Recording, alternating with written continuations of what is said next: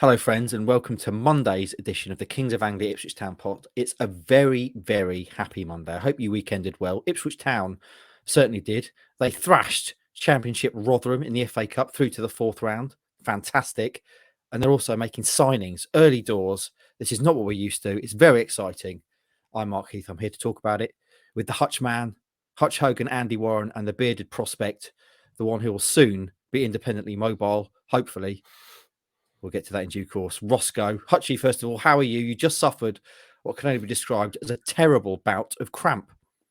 Yeah, it's horrendous. That is a sign of. I don't know what that says about me, but I've just had a horrendous cramp while sat at my desk. It's pathetic, isn't it? Quite frankly, I think that means that you're probably dehydrated, mate. So I hope you've not possible. I No? drink so much water. No, it's not. It can't be that. It can't be. I drink too much water. I waterboard myself. It's ridiculous. In that case, maybe you've gone the other way and you've flushed out all the electrolytes that you need in your body by constant water intake. You must be slashing like a racehorse. If we're delving deep into that, kind of few and far between in that regard. Like when they when I go through. Oh my word! Come on, keep it going. Yeah, let's keep going, boy. I keep it going, boy.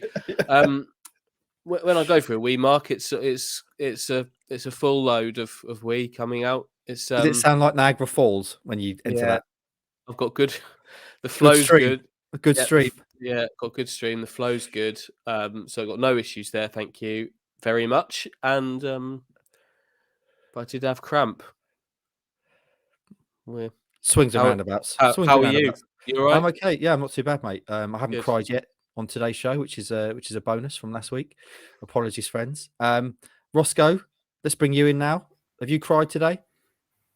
No, but I have had 2 peas. I've peed a lot this morning. Excellent. Yeah. So yeah, my stream is fine as well, I think. It should be at your age. We've all got healthy prostates. That's good news. Mine's probably starting to fail as I enter middle age or consolidate middle age. This is not how I expected to start this pod, given that Town won at the weekend and we've made signings. Now we're talking about our prostates. Anyway, should we move on?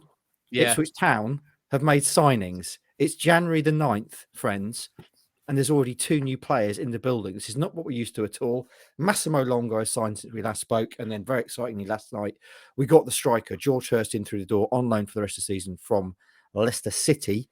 Andy, we've already talked about this for a George Hurst signs video, so we've done a dry run, a bit of a rehearsal. Would you like to repeat what you said about George Hurst signing and add flourish, please? Here comes the flourish.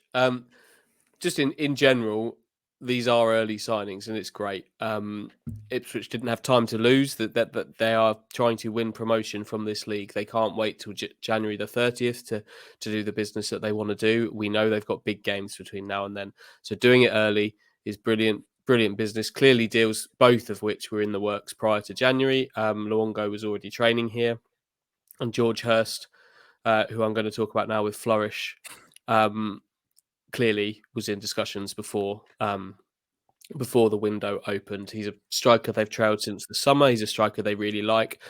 And while there's some unproven parts of George Hurst, I'm just excited that they have got a player that Kieran McKenna clearly rates very highly, because he was top of the striker target list in the summer.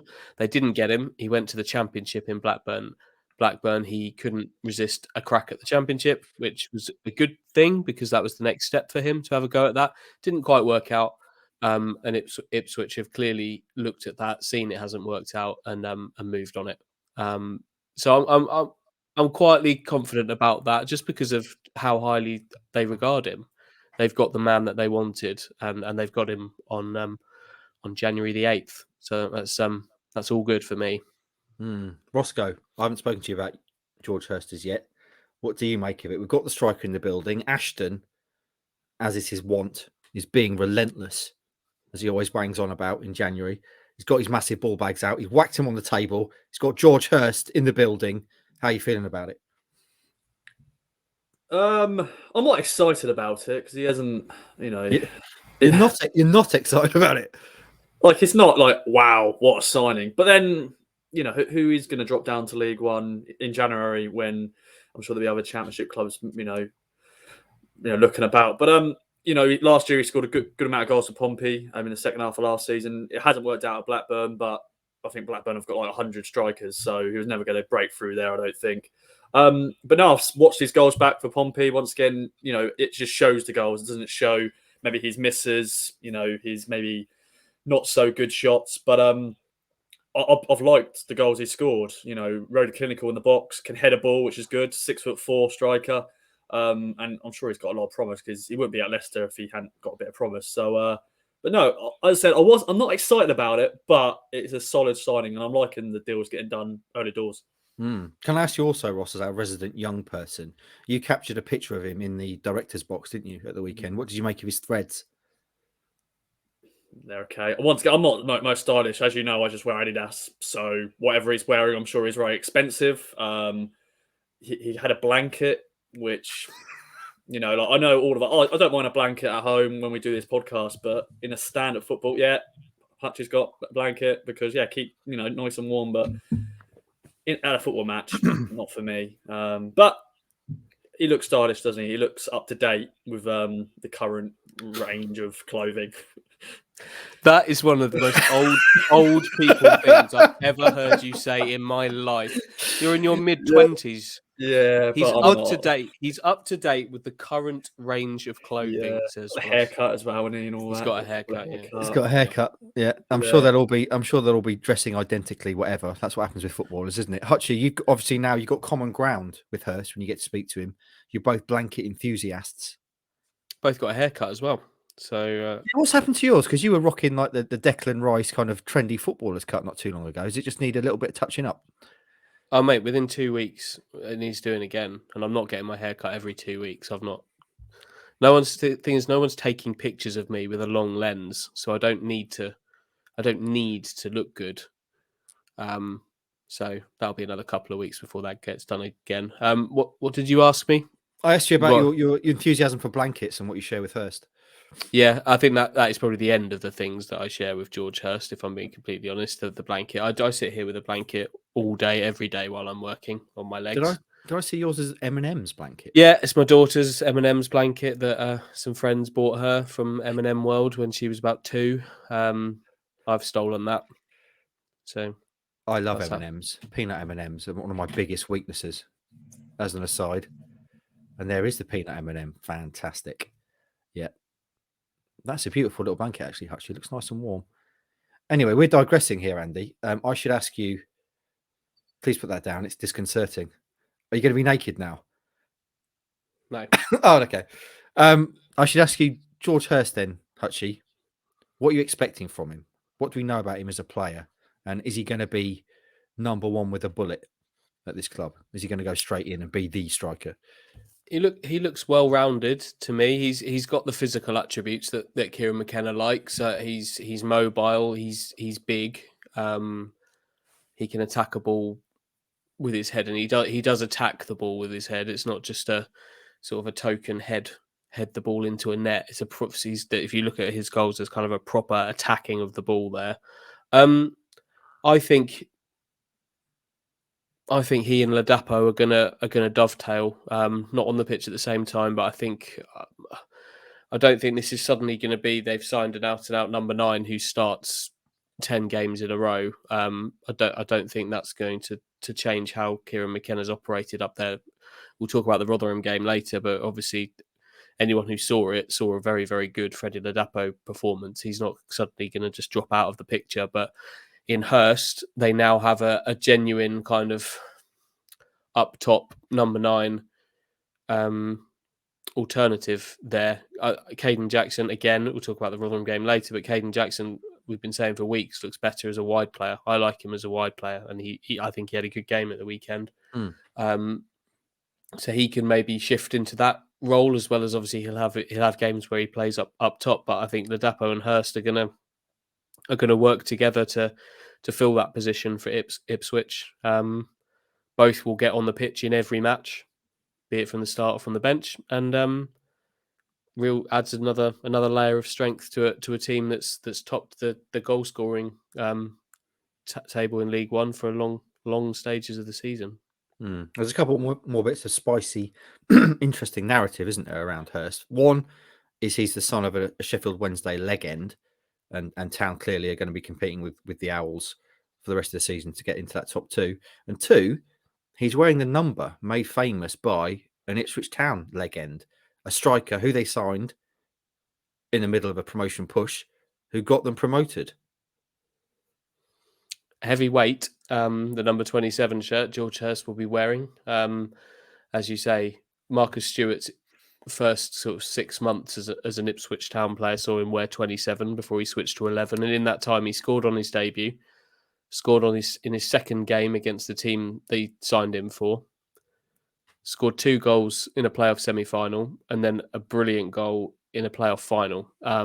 That's quite a resume in that 27 shirt. It's and it's not gone unnoticed that he's wearing that. And obviously, leading into January, we're talking about striker signings, and the comparison throughout was we need a Marcus Stewart for 2023. Got to be said, Hurst doesn't come with the resume that Marcus had at that time. I think he had nearly 70 goals in 3 seasons for Huddersfield in the Championship or League Division 1 as it was at the time.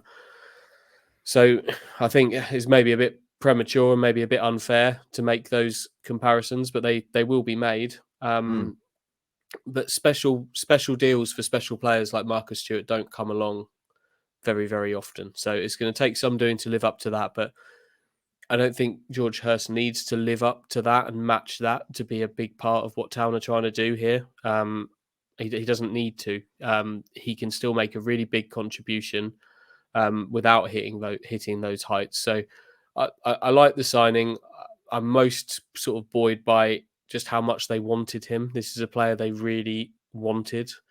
And when Ipswich have signed players they've really wanted, a lot of them have kind of come off under Ashton and McKenna in the past. So that's the thing that kind of gives me the most heart about it, is just how highly they rate him and how much they want him. Okay, so striker in the building. Roscoe, before I press record, I said briefly what the plan was for the podcast. I said, slightly less excitingly, they've signed Massimo Luongo, and you started wagging your finger at me. So having said that you're not that excited about George Hurst, are you more excited then about the capture of Massimo Luongo? Can I say one more thing about George Hurst, by the way? Yes, of course. Of course, he's got a good connection with Marcus Harness because the last year they played together at Pompey. I think 3 of his goals that Marcus Harness was involved in. So that's a nice little connection there. But Massimo Luongo, I just love saying Massimo Luongo. I think Massimo is a great name. There's a funny little story actually with somebody that I know called Tom, but we don't actually call him Tom. We just call him Massimo because basically we're at like a hotel and behind him was a sign that said Massimo, and we just from there on we just called him Massimo. So that's it's just funny. I think Tom's listening, so hi Tom. Massimo actually. But yeah, experienced midfielder anyway. That is a funny story, Ross. Cool story, bro.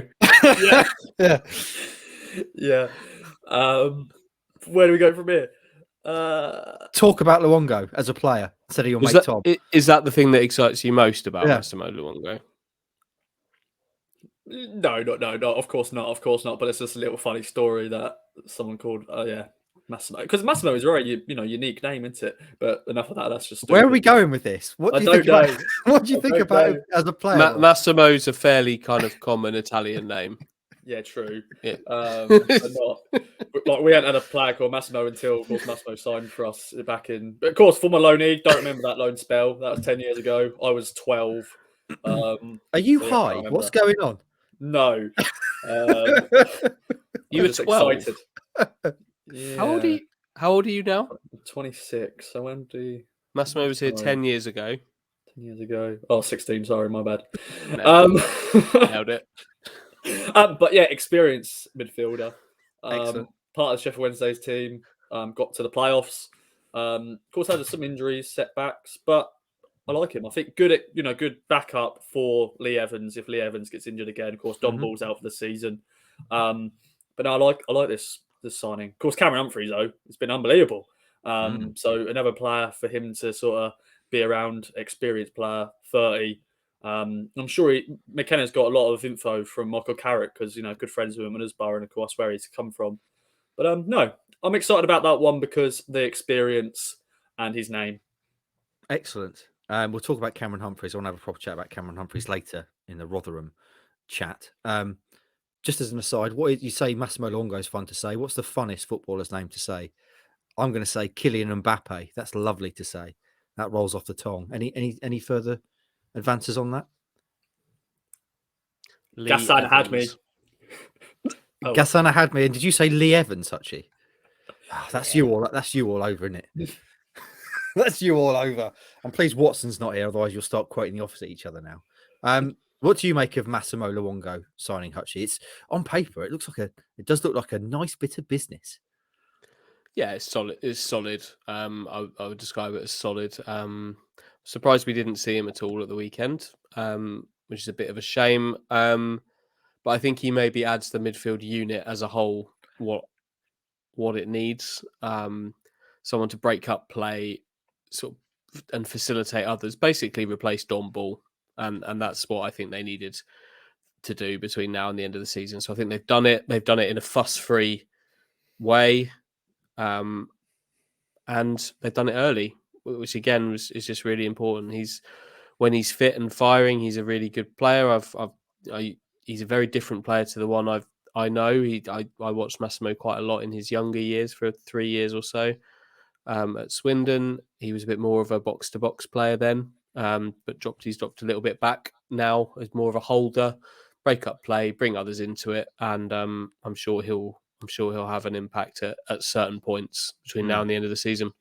Okay, so 2 in the door. Where are we with the rest of them, Hutchie? We know Nathan Broadhead was in Suffolk as well at the weekend, although we didn't see a picture of him. A 7-figure deal has been agreed, so now it's all on the old personal terms and whether or not he wants to be here. And also, what does the capture of the likes of Luongo mean for people who've also been linked with? Obviously, Jack Taylor at Peterborough was a name we know they were interested in. They're different players. Jack Taylor and Luongo are different kinds of players. It removes the urgency for a central midfield player.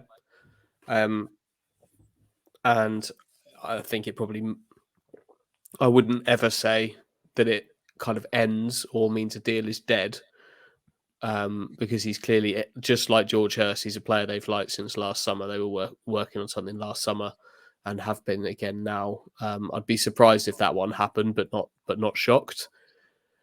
Broadhead, as you say, was here, and that's a very good sign. They're working on stuff. It's not done. But the piece with Everton is, so it's all about, like, as you say, whether he wants to commit like a good chunk of his career to signing for Ipswich.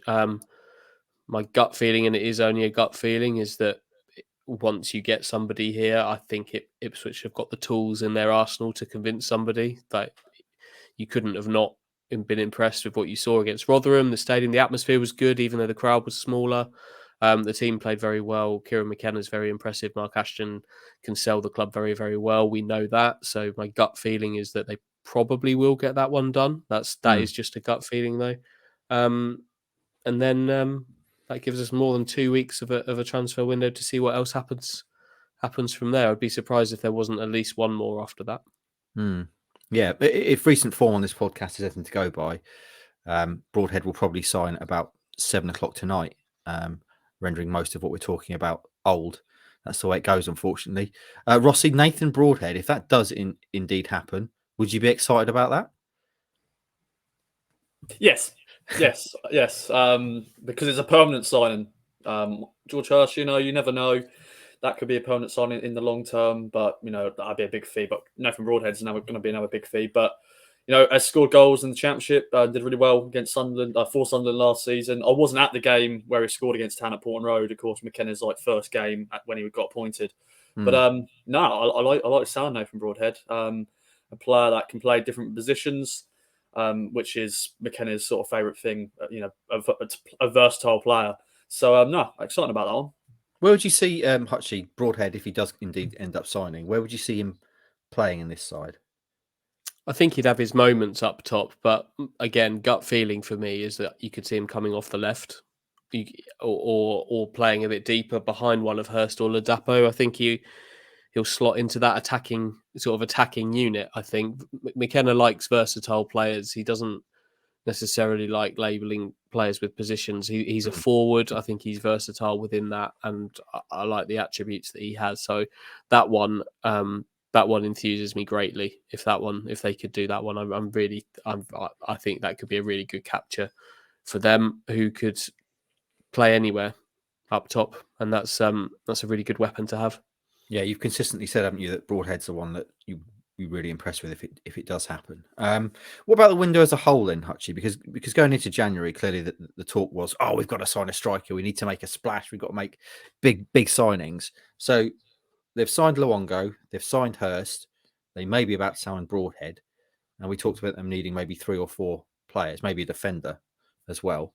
If that ends up being the sum total of the business, would you be happy with that? Do you think fans will be happy with that? Is it enough of a big, exciting splash style transfer window? Yes, for me. You got to remember Ipswich are in League One. Like splash signing, you can't really go out and do much more than it, if I'm completely honest. You can't convince like Ben Brereton to leave Blackburn to come to Ipswich. You can't do that.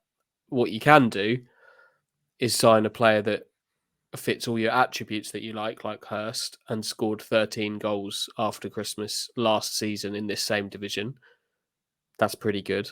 Mm-hmm. You can sign if they get this deal done, you can sign a player who was part of a promotion-winning team last season, and was a key part of that promotion-winning team last season, and has scored a few goals in the Championship this season with a good upside to him in Broadhead. You can do that. And then if you're looking for kind of someone to bulk out a midfield unit, which I think is kind of what they were looking to do with the midfielder, I don't think that needed to be a splash signing there. But you've got one who's played most of his career in the Championship, has been capped 43 times for Australia, has been to 2 World Cups, and was part of the Sheffield Wednesday team last season. Yes, question marks over some fitness, but if you're bulking out a midfield unit with a specific set of attributes to make that position on the pitch a bit more rounded, what more can you do than someone like Massimo Luongo? I'd be very happy. I am very happy with what they're doing in January. Cautiously optimistic about it, and not sure they could have done an awful lot more. So I'm impressed. It's also nice they're strengthening ahead of this big game at the weekend, isn't it, Plymouth?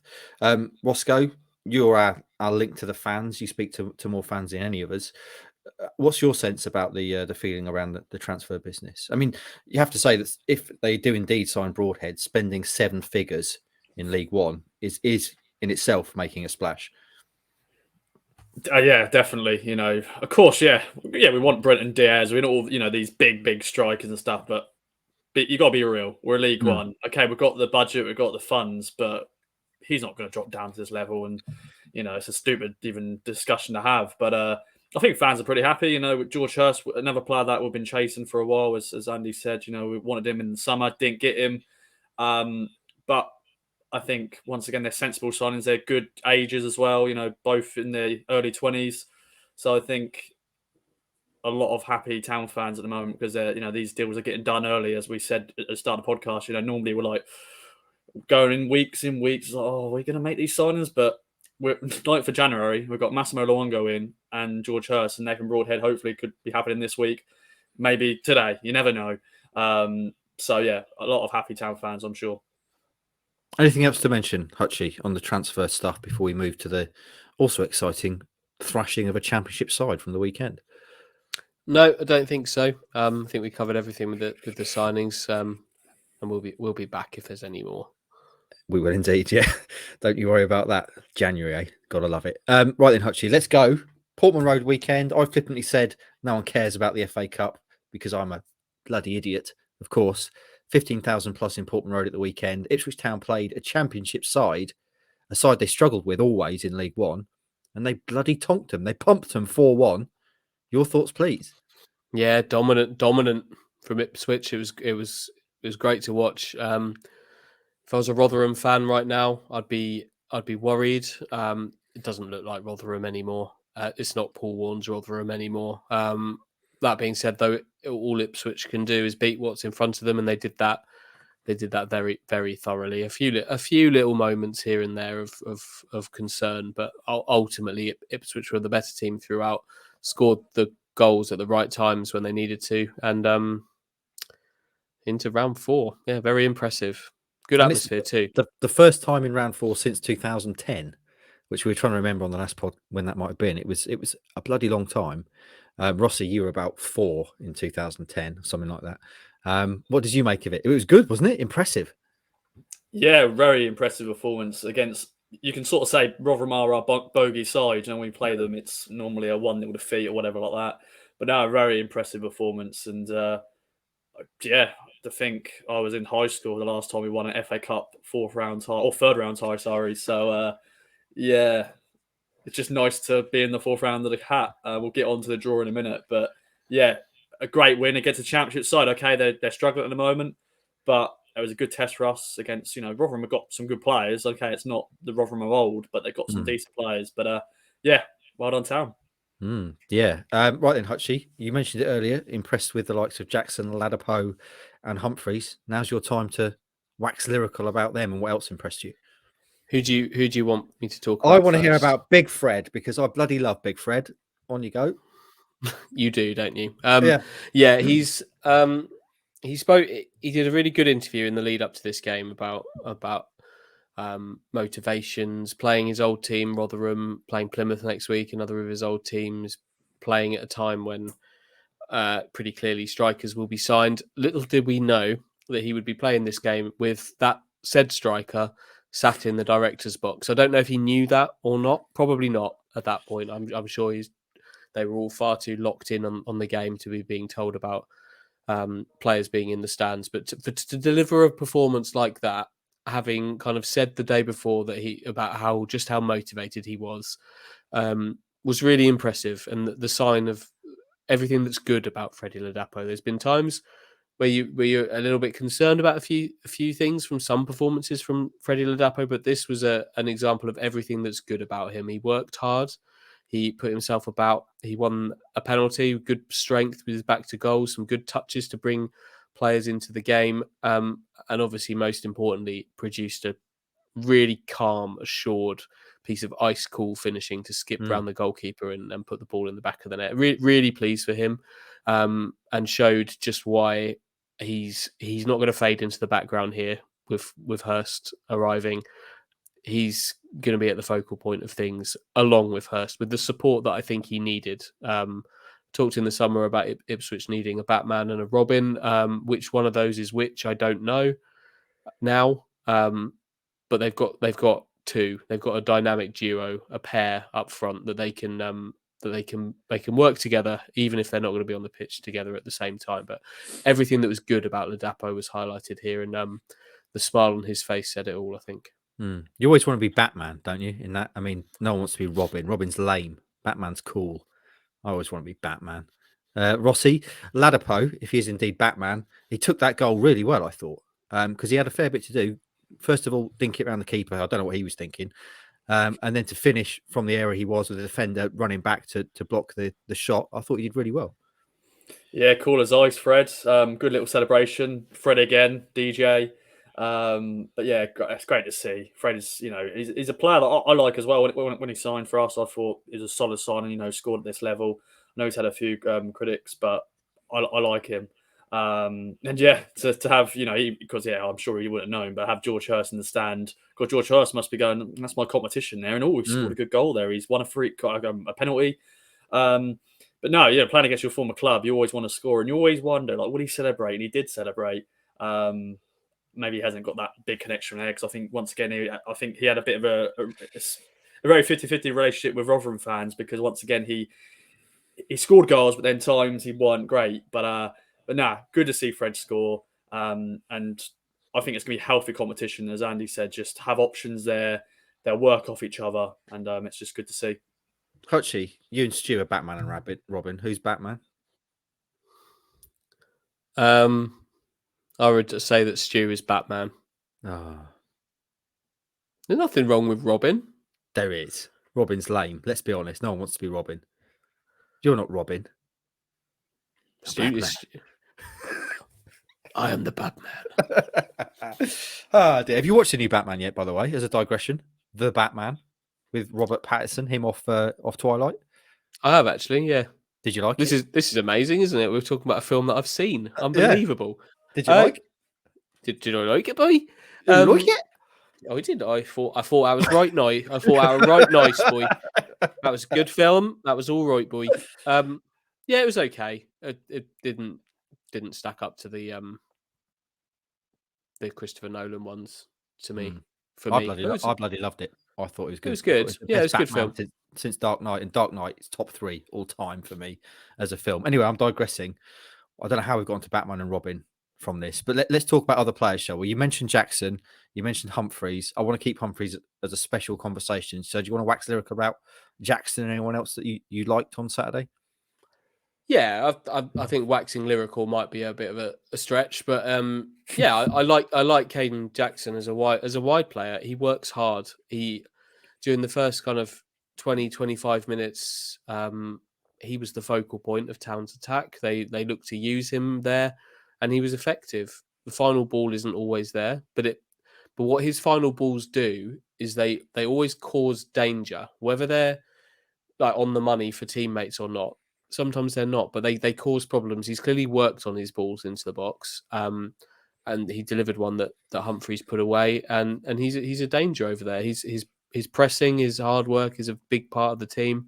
I think he really does add something to McKenna's side, and he's beginning to add that versatility as well, which is something that McKenna likes. He's adding that, so I still think, even with Hurst signing, I don't think that's going to make his role any less. I still think we'll see plenty of Caden Jackson between now and the end of the season. So yeah, I thought he had a good game. I thought it was solid across the pitch, really. Obviously Humphries we'll talk about, but Kane Vincent-Young had a good solid game.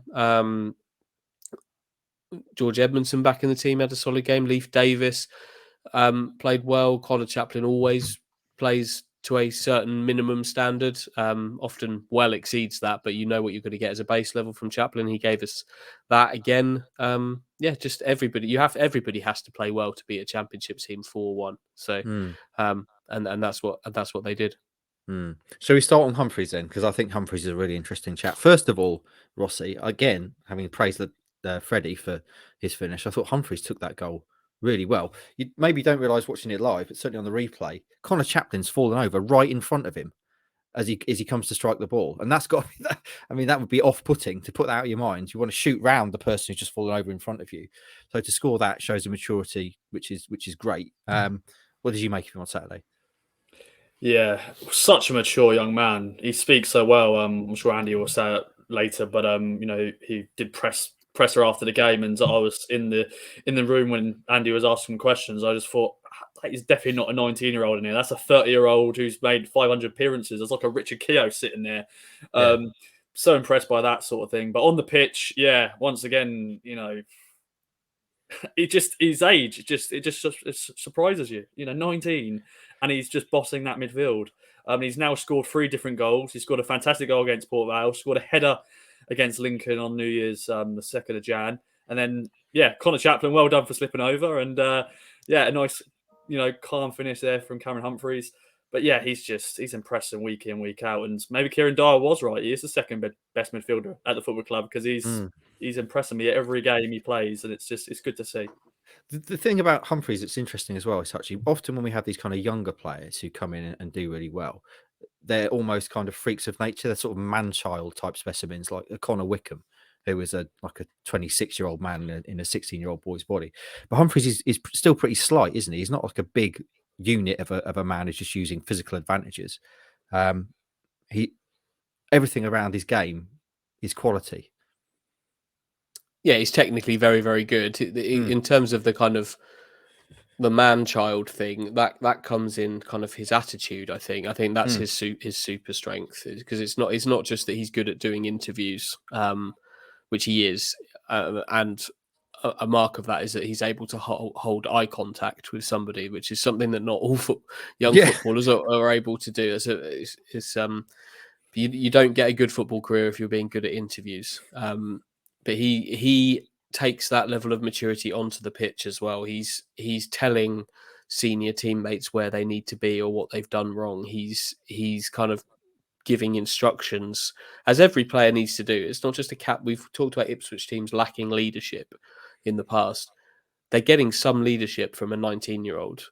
And I think that's probably what's allowed him to, as well as a really good technical ability, that's what's allowed Cameron Humphries to kind of be the first team influence that he has been. Because you're right, when these young players break in, you do have to have some kind of adult traits to you. And Cameron's is in his attitude and approach, as well as possessing some, obviously being a very, very technically gifted football player. He's going to need to get bigger. He's going to need to kind of grow and bulk up a little bit if he's going to sort of rocket up the pyramid, hopefully with Ipswich. But you can't not be excited about what he could be. And look, he's a first team player now, genuine first team player now, but the excitement is what he could be in the future.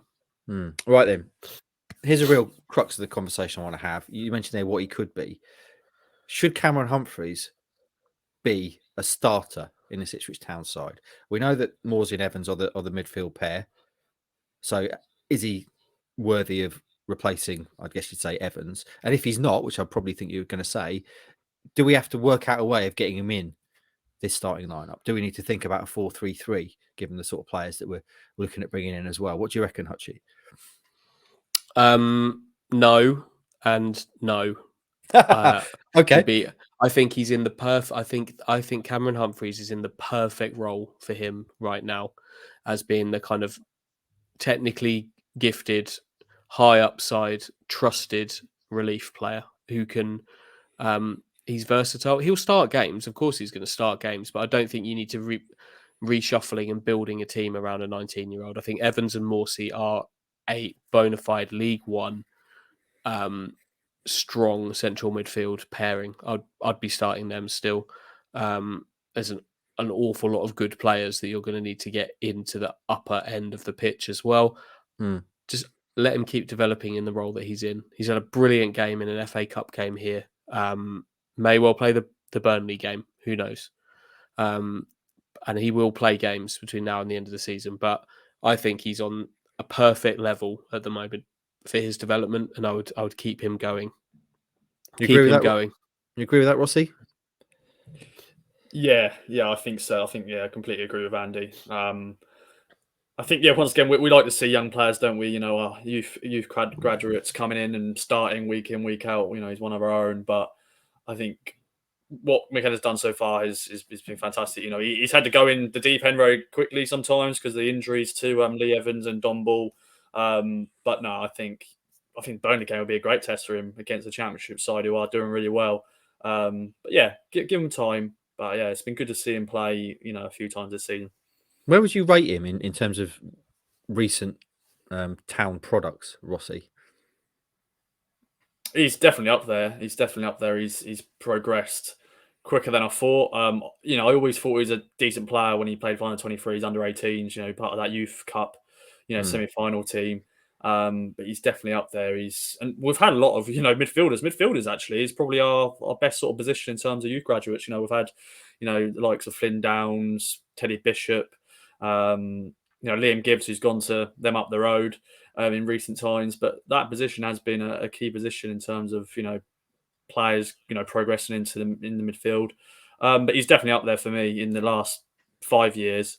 And yeah, I'm just still impressed by him week in, week out, and you know, his interviews and just how he conducts himself on the pitch, which is good.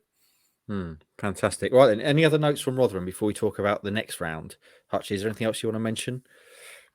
Just how good the atmosphere was. A crowd, as ridiculous as this seems, getting on for half of what we expect at Portman Road at the moment.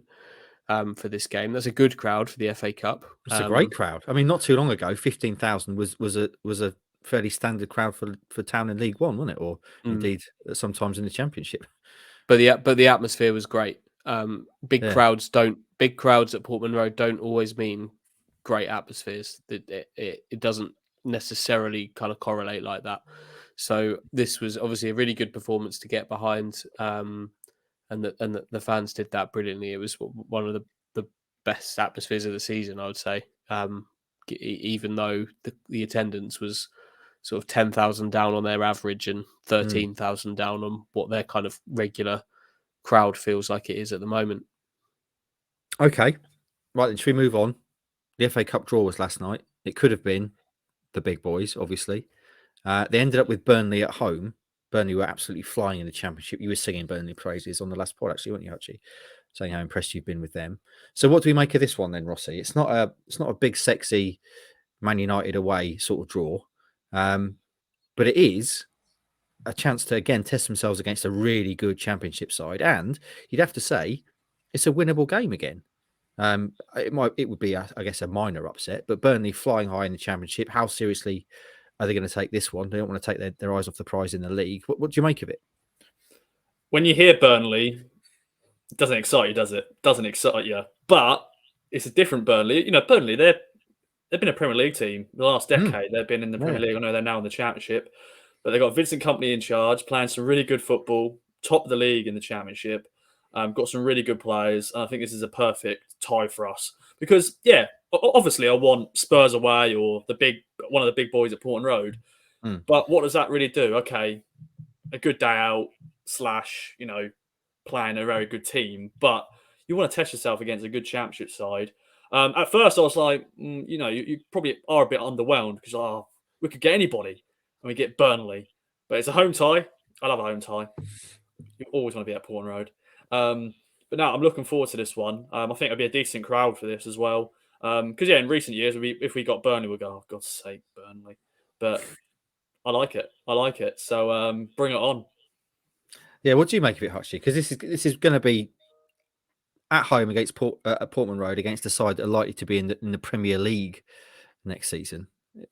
On the paper, like Rossi says, Burnley not the sexiest side to draw, but for me it could be really interesting. Yeah, I mean, they're going to take it to your point a second ago. They will take it seriously. If you look at their team that beat Bournemouth at the weekend, it was their league team essentially, with the odd switch here and there. I think they're very, very, very good. They will be in the Premier League.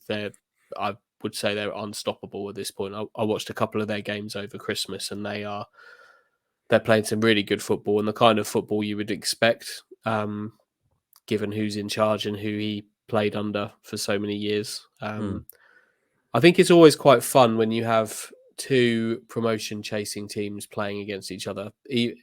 Even though they're divisions apart, they're kind of two teams with tails up, similar goals, just a division apart. So yeah, I think it would be a real upset if Ipswich beat them. It would be more than a minor upset. I think it obviously not dumping Arsenal or City out of the cup, but it'll be more of an upset than it would be beating Bournemouth or I don't know, someone like that. So yeah, I think it should be a really good one. Bring it on. There's some good results as well, weren't there, in FA Cup this weekend, boys? Some classic FA Cup upsets. Wrexham beating Coventry. And a reminder for the TV companies: don't put middle of the road repeat Premier League games on TV every time. Why do they do that? Is it just because they don't get to show Premier League sides more often than not? So they just jump at the boring Premier League matchups. Well, yeah, it's like BBC and ITV. Look, I'm sure Manchester United v Everton got a much bigger TV audience than Chesterfield West Brom would have got for them. And bottom line, yeah, it would, because Man United fans are going to watch that. But you're missing a trick. The Chesterfield West Brom, an FA Cup classic. Coventry Wrexham, an FA Cup classic. But yet they put on just repeat, like Manchester City played Chelsea 4 days ago. Yeah. Just then the balls come out. It's the tie of the round. Like, come on. behave. And also, obviously, Sheffield Wednesday putting Newcastle out, which is another fantastic FA Cup upset. I'm a Wrexham fan, by the way, now, boys. I've mentioned that I've subscribed to Disney Plus, and there's that Welcome to Wrexham documentary on there. I don't know if you've seen it. It's really good, really interesting. And they've done it really well. They've kind of really made you connect to the club. So some total of that meant I watched the last 20 minutes of Wrexham beating Coventry on Welsh TV yesterday. I felt connected to it. Come on, the Dragons. They're definitely in my team interest now as a result of that. I'd highly recommend it if you've not seen that documentary. And also, in terms of Disney Plus, and I'm not being paid by Disney Plus to say this, they've got all the ESPN 30 for 30 documentaries on there, Hutchie, which are tremendous bits of TV about a range of incredible stories across a number of sports. There's a tremendous documentary called Once Brothers, about Vlade Divac and Drazen Petrovic, the basketballers whose lives were torn apart by the civil war in Yugoslavia. It's one of the best sports documentaries I've ever watched. That's on there. And also, if you've got kids, Hutchie, I'm sure you can tell me, there's all the Disney films on there. So it's a great purchase all round. Yeah, and welcome to the sponsorship table, Disney Plus. Yes, Disney Plus was a very good investment for us as a family. Moana's on there, Coco's on there. We're enjoying Coco at the moment. Yeah, we get our money's worth out of Disney Plus and have done since day one. Good stuff on there, boy. Rossi, what are you watching at the moment? I'm actually watching the Wrexham documentary as we speak. My dad actually got Disney Plus for free on his phone. Like, you know, Nice. he bought a new phone, and so he just gave me the code, and I've been watching that. So yeah, it's been great. I've recently watched the episode where, well, no spoilers, but like they do like a Welsh sort of history sort of thing. Yeah. I was like, this is very weird, but I got a lot of knowledge about Welsh stuff. So I can't speak any Welsh because I struggle with English sometimes. So, but yeah, it's a good series. Definitely watch it if you can. Imagine Ross trying to speak Welsh. I mean, that's a language where there's a lot of phlegm involved. Yes, that would be fun. Maybe we should do that. Maybe we'll end up playing Wrexham in the 5th round. Who knows? That'd be the Hollywood tie, wouldn't it? Literally. Yeah. Right then, we've done 45 minutes. It's been a solid, tight, fact-filled podcast today. Hutchie, is there anything else you want to mention? Should we play Guess the Shirt behind Hutchie? Rossi, you probably know this straight away. I think you should be getting it straight away. Ooh. I've got no idea, but that shouldn't come as a surprise. Can you move just a little bit so I can see the badge a tiny bit? So for those not watching, it's got a orange stripe with black stripes and a green stripe with the badge on it. The sponsor looks like it's Fluorocid. Is that Fluorocid or something? Do you want me to bring it closer? Yeah, bring it closer. Yeah, Go on. I'm struggling with this one, to be fair. So orange, Looks black, and familiar. green kit. Yeah, It's Dutch. Is it Dutch? No. Fluorocid. I thought it was Dutch. Can I show you? What's that? Oh, it's Irish? No. No. Is it Venezia? Venezia. Oh yes. Yeah. That, Yeah, I mean, because they're known for having super cool kits, aren't they, Hutchie? Well, this is from before they were known for having was gonna super say, cool it's not- kits. Yeah. It's not. But I think it's better than the. Do you? I've got another one as well. I think their range from before they became like a fashion house is better, if I'm honest. And this is an example of that. Okay. I don't hate it. I would love to go and watch a game. How do you pronounce it, Hutchie? What's the correct pronunciation? Venezia. Venezia. I've been to Venice. Yeah. It's a lovely place. And we actually encountered some Venezia ultras as we wandered through on a Saturday. Although they actually play on the mainland, I understand, don't they? It's not actually. I think it's water based. I've seen Is it? people arrive. I've seen people arrive on boats for it. I'd very much like to go and watch a game there. What's on that? Club Brugge. Isn't it? Yep. And I like it. I like that. It's one of my favourite shirts of the season. Is it? So Yeah. for those not watching, it's white with. How would you describe that, Hutchie? Is it white? Yeah, it's white, but it looks like a kid has drawn on it with black and blue pens. And it's got like an interesting kind of V-neck blue sleeve, and then black and blue Sorry, what's the word? Neck, and then it's got black Yeah. and blue sleeves. Very Yeah. nice. That is that a recent one? Yeah, a recent purchase. Will that hang there for a while, or Yeah, you're they'll gonna move it on? No, this is going to remain in the good little player on the back as well. Noah Lang, Dutch player, plays for them. There we go. We really need to do something. We always have people say they want to see a special Hutch Kits show. We're going to have to do that at some point because I think people would really get involved in that. It's niche. I've seen them all. You've seen them all now. You haven't seen absolute not Hutchie. I know you've got because you're always getting new ones in. There'll be loads to talk through. Don't talk to Kits. He's not going to get anything back from them. Friends, is there anything else to mention before we take our leave and get on with our Monday? Cambridge is sold out. Yeah, they've just sold out another away end. Sick. Town are massive. George Hurst will say that. He also sick. That's his, sick. That's the language that the kids of today, the modern, up to date young person's language, I believe. To use the vernacular of the kids of today. Yeah, absolutely. Okay, cool. That's good news then to end the show on another sellout of an away game. Things are looking very good indeed, aren't they? Anything else from you, Hutchie? Nothing else from me. No other business. Super. Well, the week has started well, friends. I hope you've enjoyed the first show of this week, bringing you news of Town's tonking of a championship side in the FA Cup, and also signings aplenty, and maybe a few more in the pot as well. Certainly one more. Watch this space on that one. If you have enjoyed the show, please leave us a 5-star review on iTunes. It helps us greatly with the visibility in the iTunes chart, helps more people find us.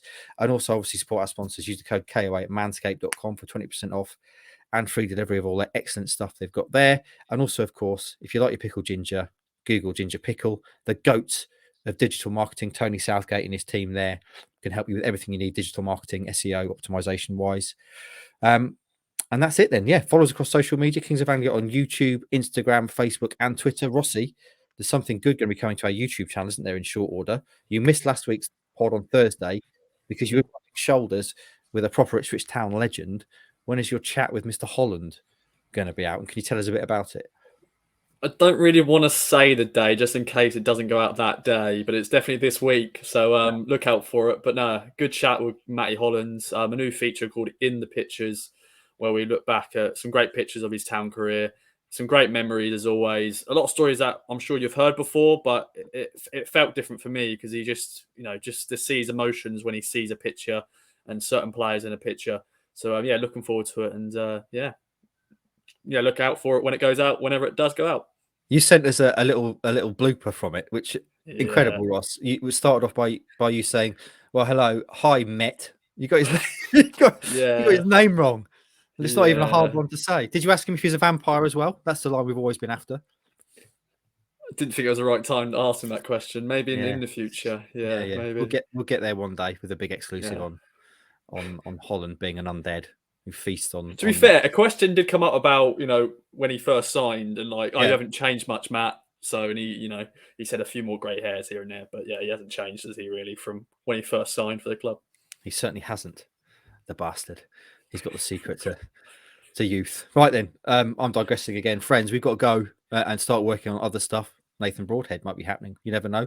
Exciting times, isn't it? Exciting to be an Ipswich Town fan. I hope you've enjoyed the first pod of the week. We'll be back later on this week to talk about Plymouth, which is massive, huge, monumental, gigantic, gargantuan. Have a great start to the week. We'll speak to you next time.